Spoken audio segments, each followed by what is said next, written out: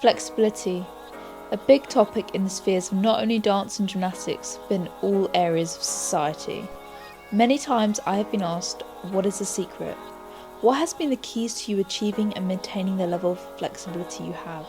What is your story? So in this video I thought I would deep dive into my experience, a story of how flexibility was not only my greatest asset, but also at times the biggest setback. Before we get started, make sure to like, comment and subscribe to become part of our motivating community. I would really appreciate it. So where did it all start? From a young child, my mother noticed that I had abnormally flexible limbs. She even mentioned that at one stage of my pre-crawling months, she was worried that I would be unable to walk due to my loose joints. Thankfully that wasn't the case, but it soon became evident that I had more flexibility than the average person. You would think this would lend itself to gymnastics, the flips, the bars and the beam. To surprise you, it was actually quite the opposite. Due to being fairly mobile, I found the strength and certain amount of stiffness needed in the joints to do some of the more powerful moves a big struggle when it came to artistic gymnastics. That's when I fell in love with rhythmic. Rhythmic gymnastics incorporated elements of flexibility but did not include the flips or the huge vaults and tumbles that required the extreme amounts of strength that my body did not lend itself to. Rhythmic still required strength, don't get me wrong, but it was a different kind of long lean muscle that wasn't as power based as artistic. I know the big question you are all asking, did I need to stretch if I was already flexible? The big answer is yes. I stretched every day and have stretched pretty much every day since the age of 8. No matter if you are naturally flexible or as stiff as a board, consistency is the only way that one can improve and maintain their mobility, in my opinion. Over my younger years, I was able to improve my flexibility whilst also working on the vital elements of strength I so desperately needed. Since I started my career in dance and gymnastics, strength has always been the biggest hurdle for me. Everyone dreams of being over-flexible, but few really know how unbelievably difficult it is to control extreme mobility. Simple movements and coordination were also more challenging, as having less control over the limbs could make reactions delayed. This is something I personally have had to work on for many years and still to this day am striving to improve. And do not just assume that it was just strength technique that needed fixing. Oh no, in fact at the age of 11 I had to relearn how to do the splits all over again. Having always naturally slid in splits without a care in the world, I never really understood that there was a specific technique that was needed to be applied when stretching. My biggest error was with twisted hips. To provide some context, when you do splits or oversplits, the aim is to get both your hips facing directly forwards. I like to use the analogy that your hip bones are like headlights on a car. If you twist your headlights, you're going to crash your car. Let's just say, I may have smashed a fair few Lamborghinis in my time. When I discovered how terribly twisted I was in my splits, I did everything I could to rectify it. We took it back to step 1. I remember being 10 inches off the floor in my split, just to ensure my hips were completely square. It took 3 months of stretching 2 to 3 times a day before I was once again down in my splits, this time with super square hips.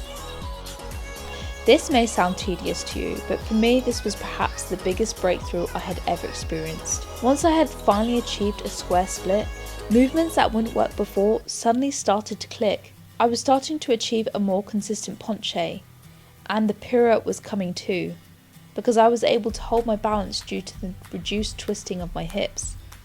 I had more control and more awareness of my body that I had never experienced before. Another big question. Did I ever feel stiff? And once again the answer is yes. Growing up in gymnastics, growth spurts are the moments when you feel the most stiff. If you do not consistently stretch through the pubescent years, flexibility can disappear within a blink of an eye. I'm talking from my own experience, the way my body felt, and also witnessing others go through the same process. Friends who were able to easily do the splits before their teenage years now struggle to even touch their toes. At this point in my growth, the joints naturally became more robust and secure, and for me, the thing that I felt stiffen the most was my back. I no longer could whip out an easy back bend without warming up sufficiently, or without causing myself an injury anyway. And the joints always felt like they needed some more help before performing the elements of flexibility that had always been so easy and natural for me. I did not feel alarmed, as I knew this was a natural process my body needed to go through. Yes, it felt a little bit alien, but it was just the start of a learning journey of how I was to take care and protect my body so I could prevent injury but still achieve the same level of flexibility in my movements. Okay, you know it was coming. Another question I constantly get asked: was I ever forced down into my flexibility poses? The answer is a surprising no.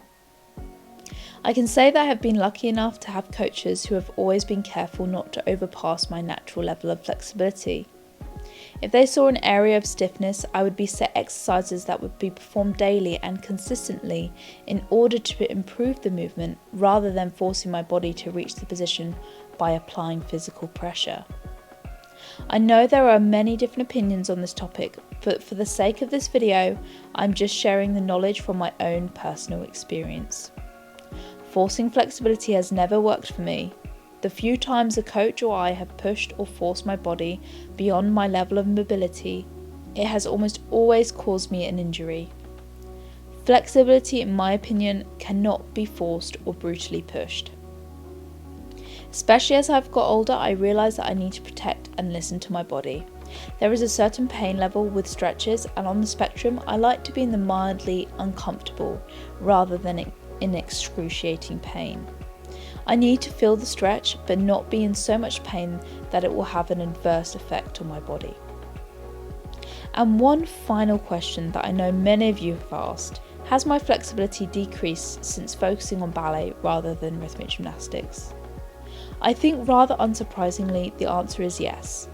Ballet requires extreme mobility, but not to the same extent as rhythmic. In fact, some of the extremes of gymnastics can cause some issues when trying to achieve the purity of line needed in ballet.